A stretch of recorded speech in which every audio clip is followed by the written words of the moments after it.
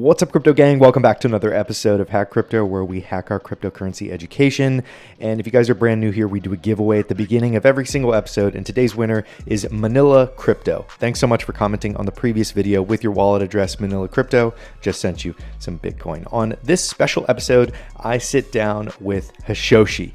Now, I've done quite a few collabs with Hashoshi in the past, mainly because he is a fantastic guy and overall guru when it comes to the development side of blockchain technology, and it's a lot of fun talking to him about some of these hypothetical situations. Now, we are in tough times right now with the current market correction on the stock market because of coronavirus, and we are in a difficult time with unemployment and things like that spiking, projected to double by next month. So a lot of kind of tumultuous things going on in the world right now. Everybody's sitting at home, self-isolating, things like that.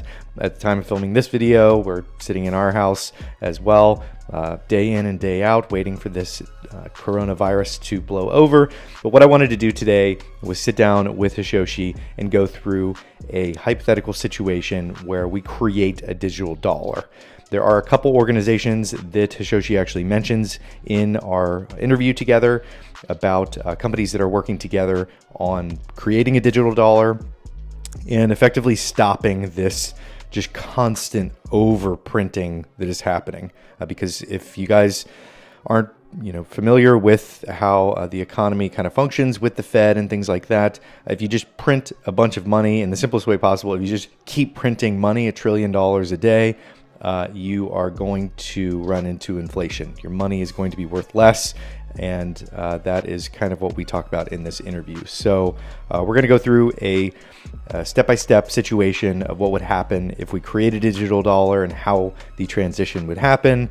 And we come up with some pretty fun things in the interview. So without further ado, let's dive into my interview with Hashoshi. What's up, guys? I am Steve from Hack Crypto, the YouTube channel here. How's it going, guys? Hashoshi here from the YouTube channel. You probably guessed it. Hashoshi, how's it going? I'm doing great, man. It's kind of wild times right now. And I think we were in the Twitter DMs and we both decided we should do an episode where we come up with a digital dollar. Yeah, we were just tossing around ideas. And I think now, especially with all the stuff that's going on with reserve banking, I think there are a lot of people now are getting their first view into what central banking, reserve banking actually is and what it means. So I thought it might be cool to chat about the idea of a digital dollar. Yeah. And I actually got a couple messages from viewers that said that they finally learned what a balance sheet was. Like they heard about it. They were like, oh, and they started researching it and figuring out what it meant and the importance of it and all the aspects of it. Mm-hmm. And I guess the glass half full is that it's actually teaching people a bunch of things. Yeah, I agree. Obviously, circumstances, I wish were better for people to learn what this is all about. But we gotta live with what we got today. So, I mean, I think a good place to start though might be for folks that actually might not know what's happening right now in the U.S. in terms of the supply of dollars and the strategies that are happening. Like, Steve, do you have some insight on that to share with folks? Yeah.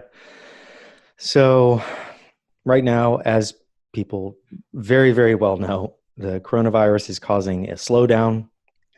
State by state in the United States is saying, stay inside, isolate yourself, practice social distancing, make sure that you don't get infected with COVID-19. And what that is causing with an economic slowdown is businesses are then not accepting the cash flow that they would have accepted previously.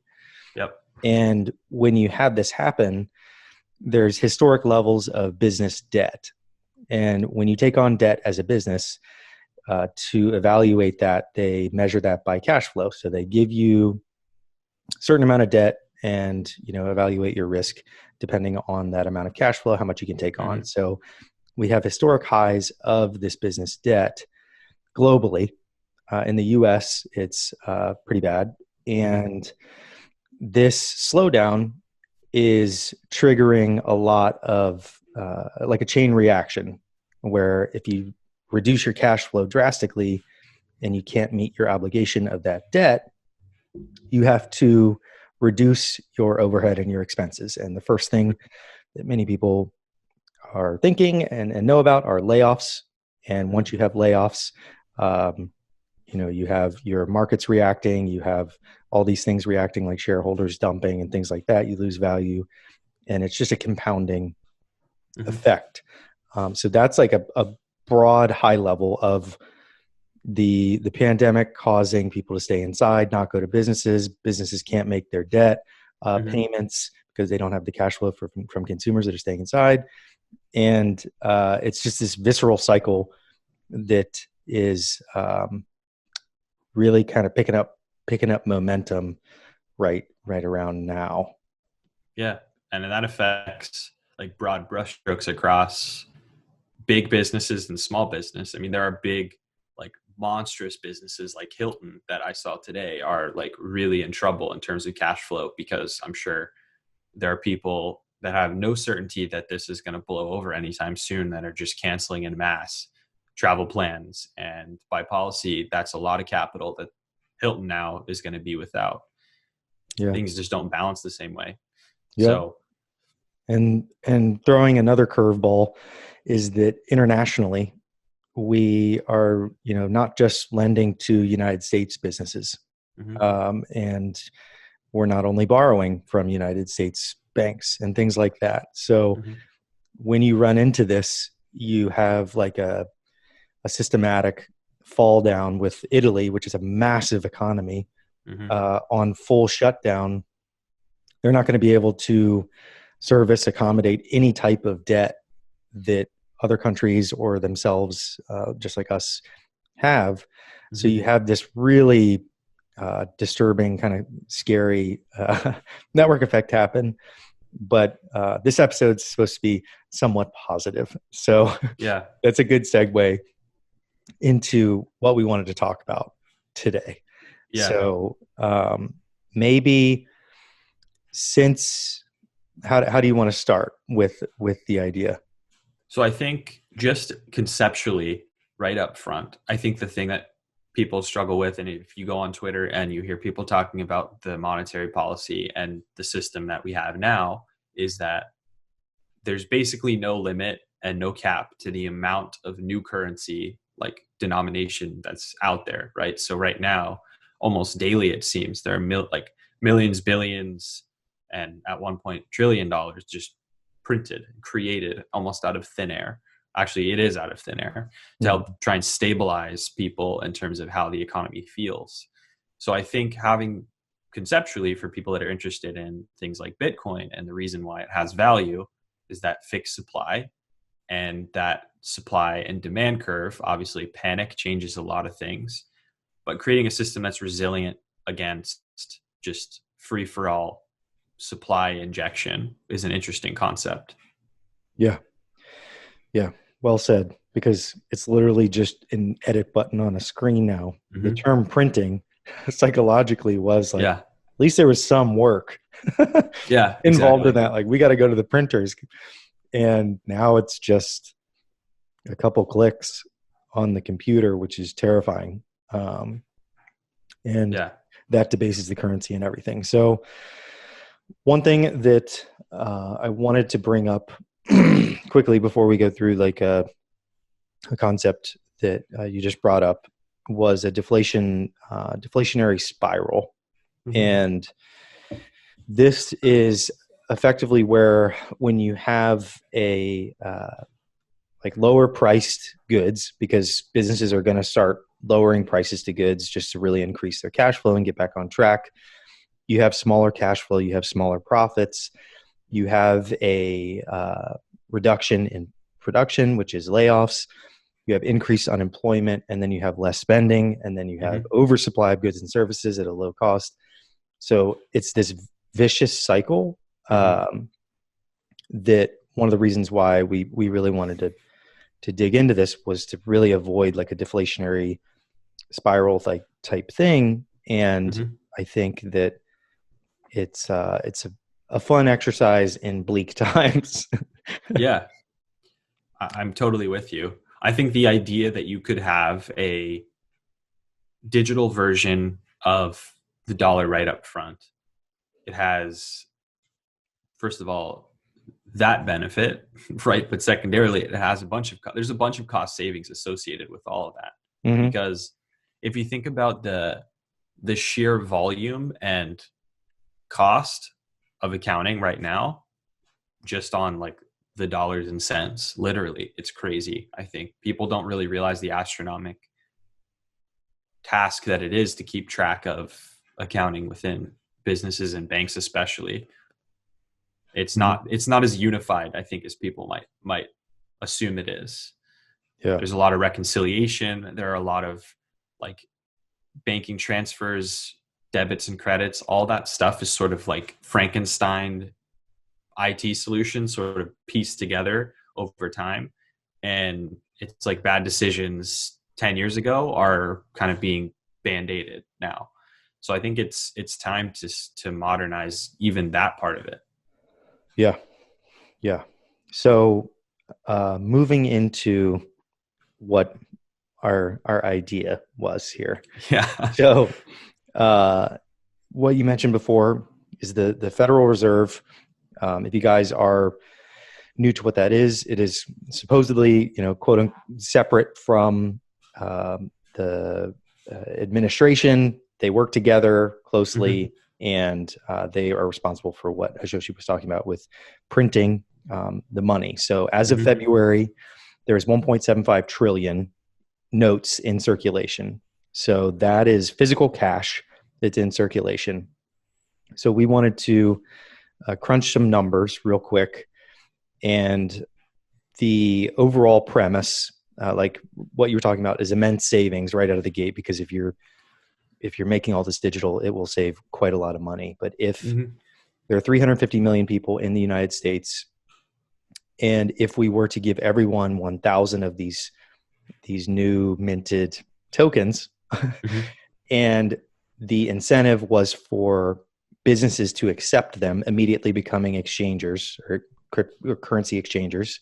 So I have my US dollar, I can convert it seamlessly and transact with these businesses, and get return with my actual token.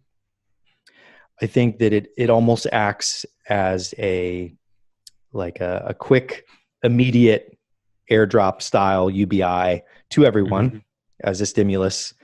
And the idea being that they're going to spend it at these businesses that accept it. And that is, maybe that's where the government is. They're like backing that concept of saying like, these people will accept it. We insure them.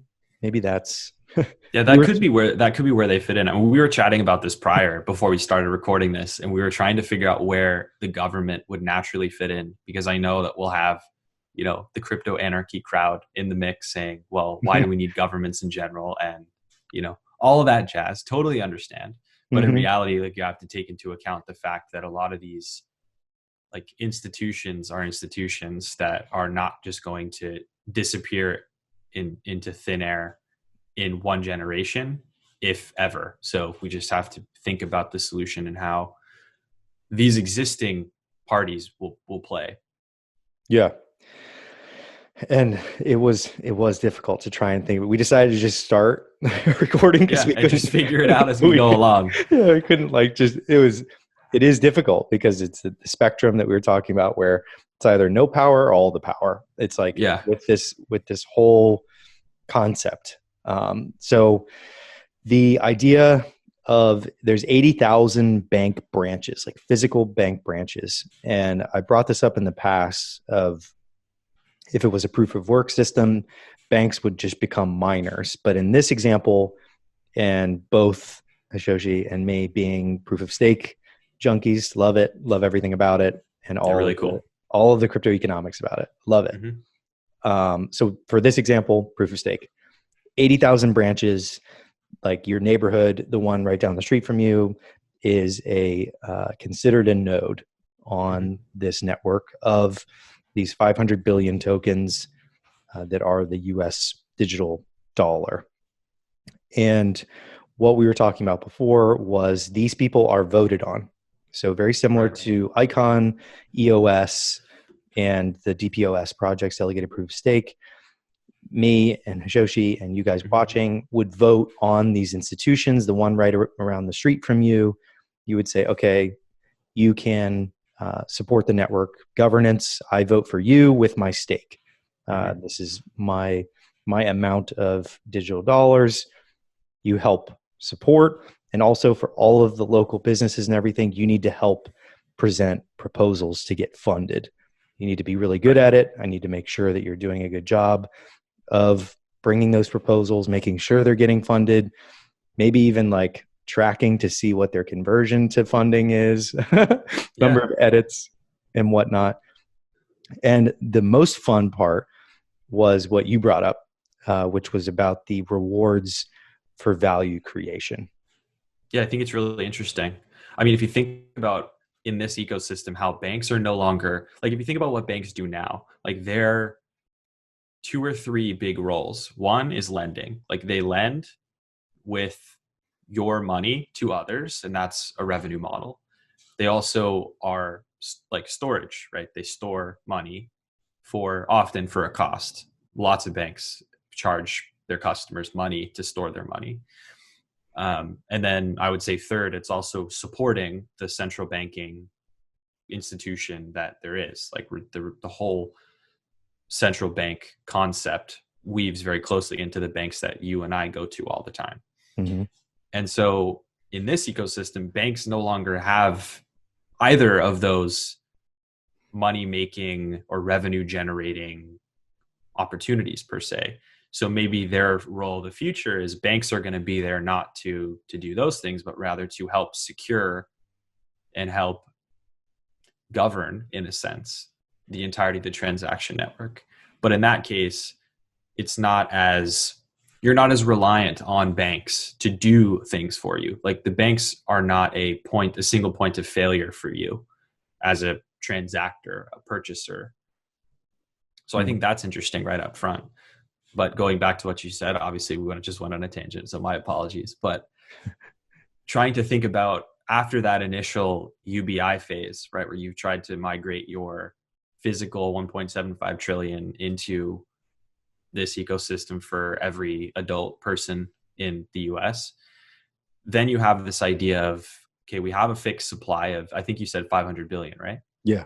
Yeah, you have a fixed supply of 500 billion. And so a lot like maybe a reserve bank would be, but in this case, algorithmically, right? So it's a machine, not 10, 15 people sitting in a room and making decisions. The creation or the release rather of supply up to that cap would occur based on value add. So like going really deeply into the idea of capitalism, which is rewards go to those who create the most value, and you have a free market to create value for other people and to contribute resources to what you want to contribute resources to. And so in that case, if you're a customer of a business that grows and starts contributing, to other businesses or contributes to the community, they have a value add. So as a customer, as you contribute value to businesses that also contribute value, there are ways that you can measure the net positive benefit of that within communities, within entire states, within countries, and eventually even globally, if you think about it at like a large scale. So we're thinking conceptually, if you could measure that effectively, that could be a way that you receive benefits as a participant in the economy. Because today, you supporting Amazon and buying a bunch of stuff from Amazon, you get the benefit of getting whatever product and getting it delivered to you in 2 hours, which is great. But your contribution at a larger scale is that you're contributing to a business that contributes a ton of value to the country that we're in and globally. So you should get a kickback for that, almost like a civic responsibility of supporting businesses. Yeah. Yeah. And I studied, or I was required to study in college, incentives for like 2 or 3 semesters in terms of like what's worked, what hasn't worked. And the Yeah. incentives around that are quite beautiful in that not only are you going to get the product or service that you're paying for Mm-hmm. in this fixed supply economy, but having having the ability to reap benefits from that Yeah. long term really make you think about where you're purchasing your goods from. Yeah, for sure. And I think that it naturally, I've always talked about this, like crypto projects are no different than real, like big businesses in the space today and banks. Like a lot of the problems that come and ideas that don't work is because the incentives for the users are completely perpendicular to and run counter to the incentives for the product owners or the delegates and delegated proof of stake. Like if the incentives for those parties aren't aligned, then it doesn't work the way you want because you're force fitting a system. And I think especially right now during panic, what really needs to happen is people need to find creative ways to contribute to businesses in their community and contribute to businesses abroad. But everyone's first reaction is the only way I can protect me and my family is to hoard and to collect and to just stop, like not contribute anything to anyone right now. I Yeah. just need to like sit on my assets. And then that just contributes to the problem because people pull out of the stock market, people pull out in mass on Bitcoin and cryptocurrency. And that just causes this repeating effect of like recession. Yeah. Yeah. They buy toilet paper. Yeah, they buy toilet paper. Honestly, I mean, there are some companies that are, I'm not stoked about this, but they're making tons of money as a result of what's going on right now. Yep. And in terms of what a really fluid and functioning economy needs is stability.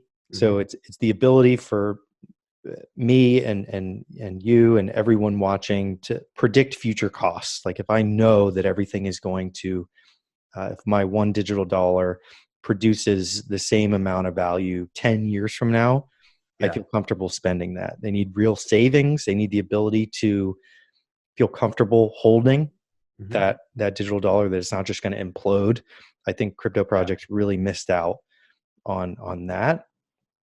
And you need competition, of course, with exports. Whatever you're doing that's unique as a civilization, you need to be able to have competition everywhere. And of course, you need your your investment, like your ability to make sure that inflation isn't going to go through the roof and your money's not going to be worth it much. But that kind of goes with real savings. So you need all these stabilization pieces within it. And you mentioned one thing before we started the stream about the Fed, and the Fed is controlling. They have a couple levers, interest rates being a big one, where they just lowered them down to like 0 and 0.25. So what you were saying before was that could be like a smart contract, essentially, like what the Fed is doing. Yeah, absolutely. I think from a technical perspective, we're a ways away from being able to accurately measure value add, like we're talking about, to be able to accurately measure and conditionally flex and turn those levers that like a central bank or the like Federal Reserve would do today in like a smart contract. But like the feasibility long term is there for us to say the flaw in this sort of monetary policy and this banking scheme is that people are imperfect, people panic, and the levers only go so far when you have human bias behind them, right? I think also now more and more people have a distrust for the system, quote unquote. It's not just the central banks. And so I feel that the levers that are being pulled don't mean as much anymore and don't have as much of an effect because they know the illusory nature like of what's going on behind the scenes. So I think if you put machine in control that is inherently unbiased and works only on numbers and only on algorithm, then people might trust. And it would almost be silent because as things change and flex, it would adjust not just in pandemonium. It would also flex and balance in times of expansion. So I think that's another one. I feel like a lot of times no one hears about monetary policy until there's a problem, when it needs to happen in both directions, because unchecked expansion causes unchecked recession, in my opinion. I'm not an economics major either, so I'm just saying from like anecdotal evidence leads me that direction. Yeah. I mean, even a young a young child, 5-year-old Steve and 5-year-old Forrest would sit down and say, if you keep printing this, it's not as valuable as, Yeah. as if I have one of these and then you print a million or a trillion of them, it's not as special. It's just Yeah. If you gave me a box, like I was into Legos as a kid, you give me a box. I had this one box of like 500 Legos, and inside that box there was one like silver plated. It wasn't actual silver. It was just like chrome sprayed Lego piece. That was like a treasure to me because I just had one out of that 500. So the concept there was like, okay, this has value because it's one out of this 501 piece set that is silver. But I could have gone to, I could have gone to the store and gotten a box of all of that, like all 500 being silver, and it would have devalued that in my mind as well. Oh yeah. Oh yeah. So And we're everybody introduced to these concepts so young. so young. So young. So to replay back everything, the playful idea that we were playing around with was proof of stake. It would be 32 million businesses that currently accept US dollars.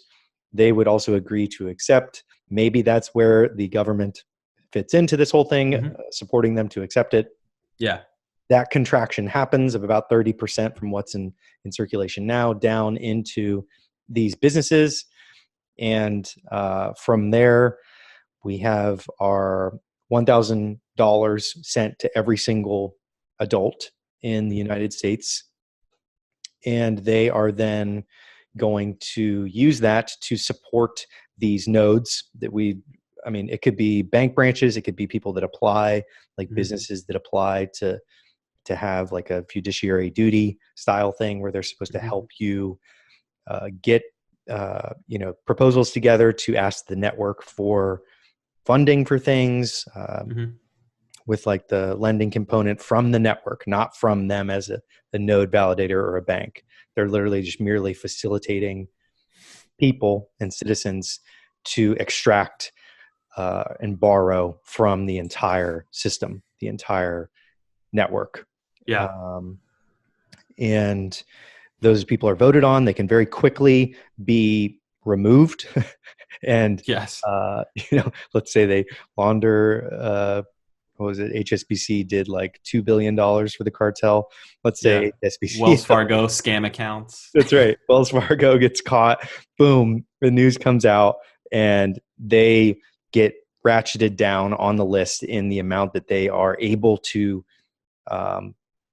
receive from the network for governance because they've lost votes. Because me and you, we decided we didn't want to support them anymore because they were doing some scumbaggery. And then the value creation piece that you came up with would really, really help psychologically where people are spending that money, making that dollar strong and hard money, because they know it's fixed. They know that wherever they're spending that money will give them like the stability, because if you are making $1 million a year off of your YouTube channel and I support you with $1,000, I would then in theory get some benefit for supporting you because I thought about where I was putting that money. Absolutely. And I mean, the incentive there is it stops people from, because I think an issue now is so many people either contribute money to vanity. I mean, we're all like guilty of that just because it's the way the world works, but also people live their whole lives like sitting on cash, like sitting on money that is, because of the nature of the system, devaluing over a period of time. And it just further reinforces the lack of economic growth in addition to inflation. So it's like a double whammy and it's a vicious cycle. So if you put the incentive on people within reason spending to create value and you make that the focus of the economy and you reward people for doing that, then I think you see small businesses flourish and you see groups that actually create value start earning as they should. Yep. I mean, it's all theoretical, obviously, because people do weird stuff, but I Yeah. think it would be really cool. Yeah. And even with EOS as an example and Icon and some of these DPOS, delegated proof of stake concepts, they had flaws. A lot of flaws Yeah. happen almost immediately Yeah. because humans got put into it. Yeah. Right. You can't ever predict what every person's going to do and how they're like no probabilistic model or, you know, conceptual simulation is going to tell you how people are going to react when it's real and Mhm. there's real dollars and cents. At least that's the way people think about it, or real tokens on the line. Yeah, because in one of the most interesting learnings from EOS, at least that I took away, was the cartels forming Hmm. around exchanges. Where if I had an exchange and you had an exchange with a huge bag of EOS, Hmm. we could just go and be number one. We could vote for ourselves, have all of our users vote for us, and we would be Hmm. the top. And then once we're at the top, you and me, we're going to stay in power because we're going to vote for each other with our communities. I'm going to say you Yeah. and me, we're going to stay at the top with both of our huge bags of this currency. So the transparency aspect changes that with voting, allowing people to, in a way, get negatively dinged when they vote for someone that is found out to have like malicious intent, Hmm. and you don't want to support something that you haven't done research on, you don't understand. And there are a lot of really interesting incentives to prevent um, people from staying in power like that now, where Yeah. it can negatively affect you. Yeah. Too soon, Steve. Yeah, too soon. Too soon, Ben. Thrown on my mind. Yeah. Honestly.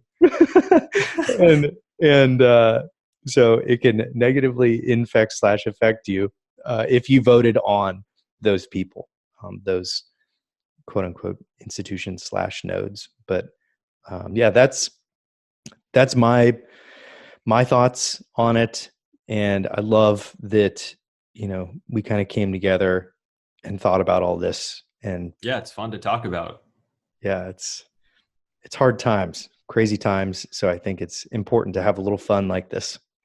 Yeah. I mean, I think about it too. Like, I think about how much great content is being created during this time, how much, how many businesses are going to be cooked up during this like idle hands time. You know, like Hmm. entrepreneurs, the entrepreneurial spirit is not going to stop here. I think this is a great catalyst for a lot of new business to come. Definitely, looking at the So it's glass good. half full is very important. And Hmm. this is it's hard for everybody, so everybody's all in the same boat in terms of slowdown and everything and what's coming. So I Hmm. think it's important for kind of a unity aspect, that everybody feels it together. Yeah, I'm totally with you. And in terms of a digital dollar, we were speaking about it too before. There are teams working on it. Most notably, we were looking at the Digital Dollar Project, which is like a formal organization. I think originally it was headed off and started by Chris Giancarlo, who's like a former chairman of the CFTC. So someone who's intimately aware of how the economy works and how the U.S. handles monetary policy. So, I mean, that's interesting. Regardless of how you feel about government's involvement in this, I think that fact that it's being discussed at that level and from people who were at a really high level within the government's a good thing for the space. Hmm. And actually, the reason that we started talking about it originally was I'd sent you an article about the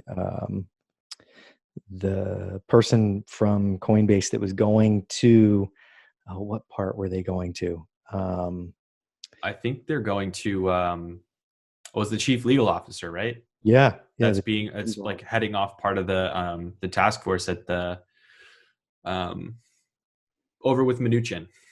yeah, at the Fed. Yep. Yeah, which is huge. I mean, that Wild. when I read that, I was like, seriously? I actually thought that was a total joke, but Yeah. it's real. So I mean, we're starting to find the interwovenness, I guess that is a word, between the crypto space and what the crypto space stands for in this time. Like this just reinvigorates the value prop for what this is about. because I think for the first time that I can remember in a long time, we're now talking about deflationary currency, sound money, Mm-hmm. uh, digital token based money that's not just a lever, a button, an Excel spreadsheet that you can change a value on, Mm-hmm. stuff that's transparent. And I think now people in the government are like, actually, that would be nice. That makes sense. Yeah.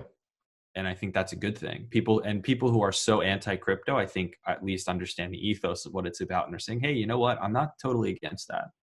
Yeah. And So, also very similar to Libra, mhm, if a digital dollar happened, it would be a good thing in that it creates interest. It creates people looking into Bitcoin. It creates mhm. all of this uh, like creative juices where people are thinking about, hey, what is a digital dollar other than just numbers on a screen? What is it backed by? What is all this? And there's going to be tons of information about cryptography around it if and when it Yeah, does happen.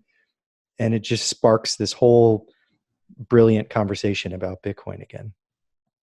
I'm totally with you, man. So I'm looking forward to the future, regardless of where we're at now. Yeah, positivity, positivity. Cool, man. Positive vibes always. Well, this was a lot of fun as usual. Heck yeah, man. We'll do as many videos as we can, especially as quarantine continues. We need all the content we can get. That's right. That's right. Need some social interaction. Seriously, man. Get on, yeah, Zoom. Get a Zoom account and just hang out with your friends on Zoom. Watch a movie. That's right. Do the thing. All right. Well, thanks again, Forrest. This was a lot of fun, man. Absolutely, Steve. Thanks, man. And everybody, stay safe. Cheers. That is it for my interview with Hashoshi. And if you guys want to check out his channel, the link will be in the description below. Go give it a subscribe. He's covering pretty much everything there is about blockchain technology from a development perspective, and just really, really doing a great job of simplifying, even better than I can on many projects, simplifying it down and helping educate people just like we do here on the Hack Crypto channel. So that is it for this episode. I hope you guys like it. If you did, slap a like. If you guys are brand new here, don't forget to subscribe for all these giveaways, all these interviews, all this amazing content that's rolling out very soon here. And I will see you guys on the next episode of Hack Crypto.